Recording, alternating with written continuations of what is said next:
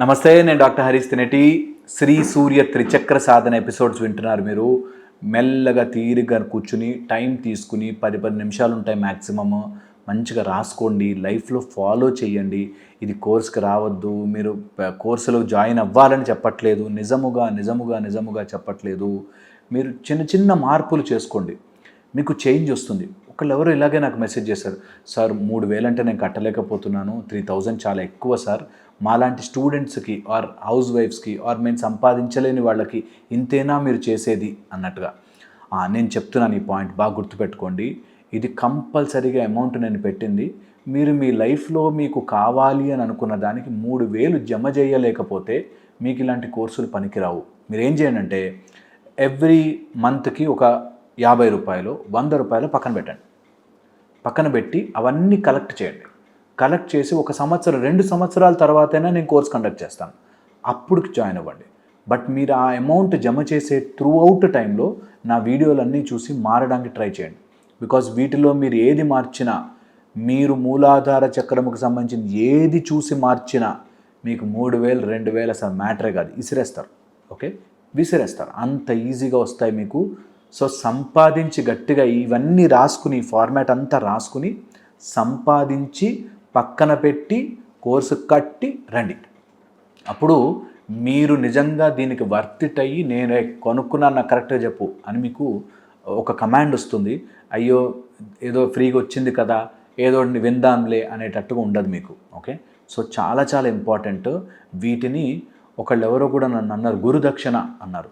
కాదండి, గురువు కాదు, దక్షిణ కాదు, మా దాంట్లో అసలు గురువులే లేరు. ఓకే, మాకు ఓన్లీ ఒక గురువు శ్రీ సూర్యనారాయణుడు లేదా మా ఆదిత్య పూర్ణానంద స్వామీజీ నందుబాబా, ఆయన తప్ప మేమెవ్వరం గురువులం కాదు. వీఆర్ ఆల్ మిత్రాస్, ఫ్రెండ్ కాబట్టి నేను టీచర్ కాబట్టి టీచర్కి తగ్గ ఫీజు ఉంటుంది. ఓకే, అందుకని ఈ కోర్సుకు సంబంధించిన ఫీజు గురించి చాలా తక్కువ పెట్టి మినిమం, ఇంకా వేరీడ్ కోర్సు ఉన్నాయి, రూ. 1000 నుంచి మొదలుపెట్టి మీకు 1,00,000, 10 లక్షల దాకా కోర్సు ఉన్నాయి. అది కాదు పాయింట్. ఇక్కడ పాయింట్ ఏంటంటే మీరు నేర్చుకున్నది అప్లై చేస్తున్నారా లేదా.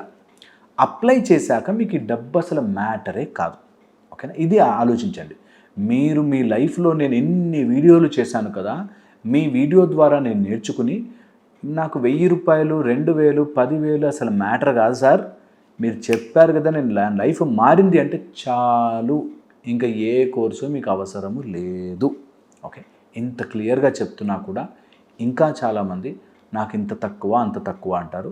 మేము మ్యాక్సిమం తక్కువ కావడానికి ఈ వీడియోలో అన్ని చాలా ఇన్ఫర్మేషన్ ఇస్తున్నాను.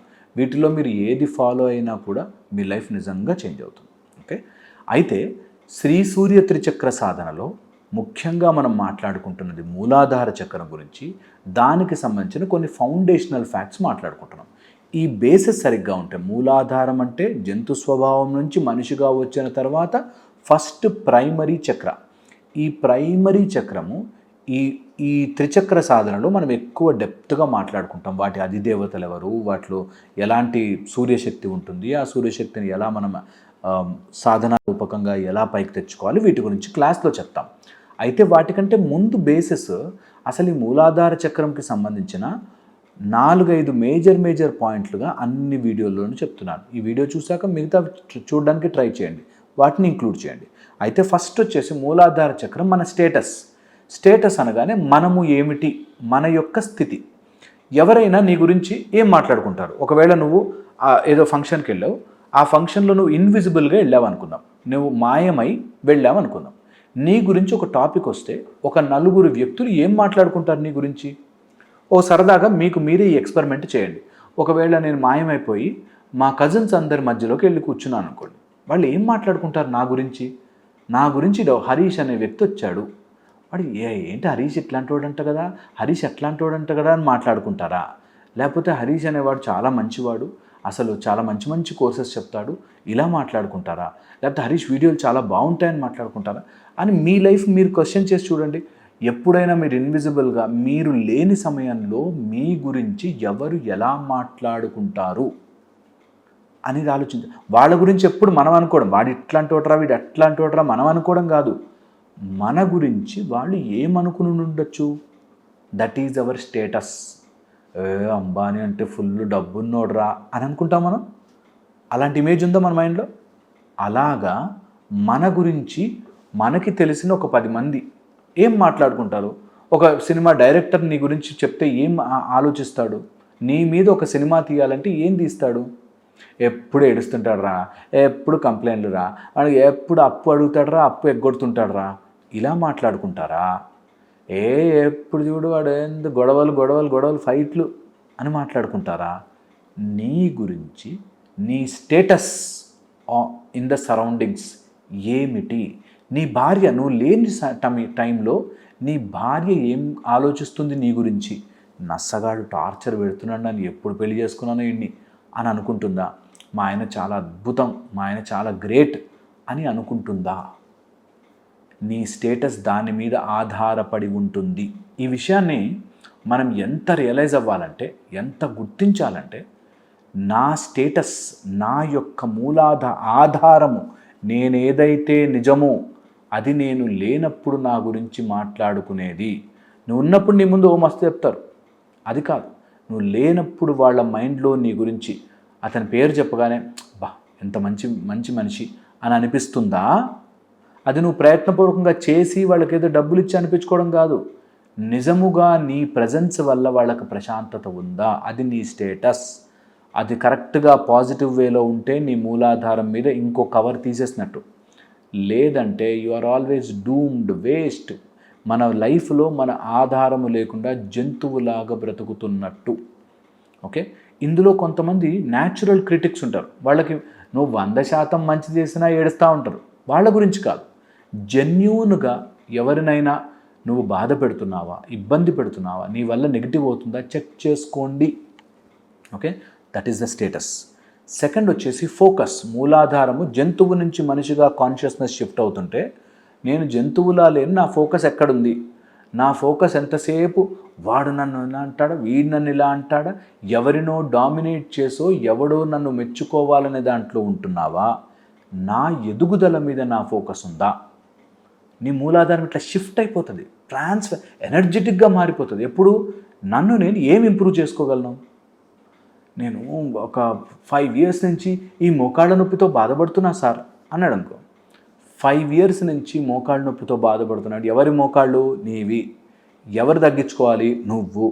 ఏం చేయాలి? ట్రీట్మెంటో, మెథడ్సో, దానికి ఎక్సర్సైజులో, ఫిజియోథెరపీనో చేసుకోవాలి. చెయ్యను, నాకు మా వాళ్ళు కోఆపరేట్ చేస్తే, నాకు మా వాళ్ళు ఇలా చేస్తుంటే, నీకు నువ్వు మోకాళ్ళ నొప్పిలో చేయి, నువ్వు చేసుకోవాలి. నీ ఫోకస్ ఎక్కడుంది? నువ్వు వాళ్ళ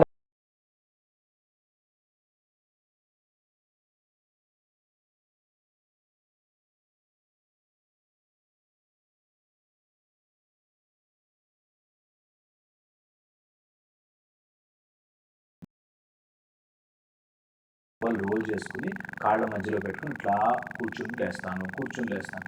సింపుల్ టెక్నిక్స్తో నేను తగ్గించుకోవచ్చు నొప్పి. 100కి 100% కర్మతః మాయం అవ్వకపోవచ్చు, బట్ తగ్గించుకోవచ్చు, బాధని తప్పించుకోవచ్చు, సఫర్ అవ్వనవసరం లేదు అని తెలుసుకోవాలి. ఇది అర్థం కాదు. ఓకే, అందుకని ఫోకస్. మీ యొక్క గ్రోత్ గురించి ఆలోచించకపోతే ఇంకా జంతు స్వభావంలో ఉన్నట్టే. ఉన్న చోటే ఉండి ఉండి ఉండి ఉండి ఉండి ఉన్నట్టే మీకు మూలాధారం ఎప్పటికీ అర్థము కాదు. ఓకే, తర్వాత మైండ్ సెట్. ఈ మైండ్ సెట్ జనరల్గా యానిమల్ మైండ్ సెట్ చూడండి. దానికి ఎంతసేపు ఆ తిండి దొరికిందా, ఆ సెక్యూరిటీ ఉందా, అలా బిహేవ్ చేశానా, ఒకేలాగా బిహేవ్ చేస్తూ ఉంటారు. మైండ్ సెట్ మార్చి బిహేవ్ చేయలేరు వీళ్ళు. ఎంతసేపు అదే మైండ్ సెట్, అదే ఆలోచన విధానం, సేమ్ 10 ఏళ్ల క్రితం ఏం మాటలు మాట్లాడారు ఇప్పటికీ అవే మాటలు అట్లాగే కంటిన్యూ అవుతూ ఉంటాయి. ఏమీ మారడు. మైండ్ సెట్ మారని వాళ్ళు జంతు స్వభావంలో ఉన్నట్టే. మైండ్ సెట్ గురించి ఇంప్రూవ్ చేసుకోవడానికి, కాన్షియస్నెస్గా పెంచుకోవడానికి, కాన్షియస్గా బ్రతకడానికి ఏం చేస్తున్నా నేను అనే ఆలోచన లేని వాళ్ళు నిరంతరం బాధపడుతూనే ఉంటారు. వీళ్ళకి మూలాధారం కప్పేయబడి ఉంటుంది, ఎప్పటికీ యాక్టివేట్ అవ్వదు. ఓకే, దీంతోపాటు ఒక గోల్ లేని వాళ్ళు, అంటే స్పిరిచువల్గా ఎదగాలి, ఫైనాన్షియల్గా ఎదగాలి, లేకపోతే నా రిలేషన్షిప్స్ బాగుపడాలి, లేకపోతే నేను ఏదైనా ఈ సొసైటీ కోసం నేను చెయ్యాలి అని ఒక గోల్, ఒక లక్ష్యము లేని వాళ్ళు లక్షణంగా బ్రతకలేరు. లక్ష్యము లేని వాళ్ళు ఎప్పటికీ ఒక డైరెక్షన్లో బ్రతకలేరు. ఓకే, ఓకే, ఇది నిరంతరం మనం అనుకోవాలి. నాకు ఒక గోల్ ఉండాలిరా. ఓకే, ఇంట్లో వాళ్ళు ఉన్నారు, ఇవన్నీ ఉన్నాయి, అన్నీ జరుగుతూనే ఉన్నాయి. నాకంటూ ఒక ఇది ఎస్టాబ్లిష్ చేశాను నా లైఫ్లో, నేను ఇది చెయ్యగలిగాను, నా కోసం నేను చేసుకున్నది ఇది అని ఒక్కటైనా లేని వ్యక్తి ఎందుకు ఇంకా లైఫ్ కదా. సో మీకోసం మీరు ఒక గోల్ పెట్టుకోండి, అది సాధిస్తా నేను లెఫ్ట్ హ్యాండ్తో రాయడం నేర్చుకుంటా.